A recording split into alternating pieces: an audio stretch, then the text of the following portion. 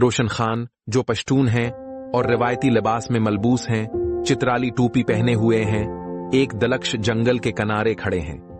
ये जंगल रोशन रोशनियों से भरा हुआ है और वो रोशनियों के हल्के झरमट से चमकते हुए अपने चेहरे को रोशन करते हैं।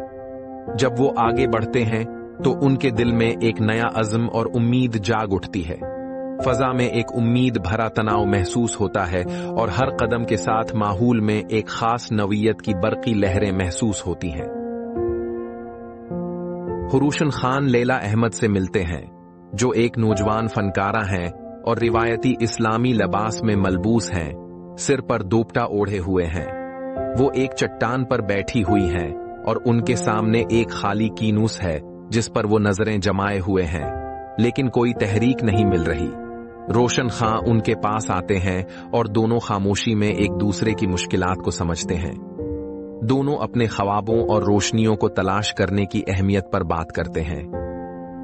रोशन खान और लैला अपना सफर शुरू करते हैं। ये एक जादुई जंगल है जहां हर रोशनी मुख्तलिफ ख्वाबों और उम्मीदों की नुमाइंदगी करती है। जैसे ही वो चलते हैं, ये रोशनियां उनकी जज्बाती हालत के मुताबिक चमकती हैं। हर हंसी और सोच के साथ रोशनी और ज्यादा रोशन होती है। जंगल उनके उर्द गर्द बदलता जाता है, जो उनके तख्लीकी सफर और तहरीक की जानिब बढ़ते हुए कदमों की इकासी करता है। ये कलाइमीक लम्हे में रोशन खां और लैला एक साएदार शख्सियत से सामना करते हैं जो खौफ और मायूसी की नुमाइंदगी करती है। फजा में तनाव बढ़ता है क्योंकि रोशनी कम होती जाती है। दोनों एक दूसरे से ताकत हासिल करते हुए डिट जाते हैं और अपने ख्वाबों और उम्मीदों का इजहार करते हैं। उनकी मुश्तरका यकीन की रोशनी में साया धीरे धीरे मध्यम होने लगता है, जो शक और खौफ पर फतह की अलामत है। सायादार शख्सियत के खत्म होने के बाद जंगल रंगों की एक चमकदार दुनिया में बदल जाता है। रोशन खां समझते हैं कि रोशनी का असल जौहर हर इंसान के अंदर होता है।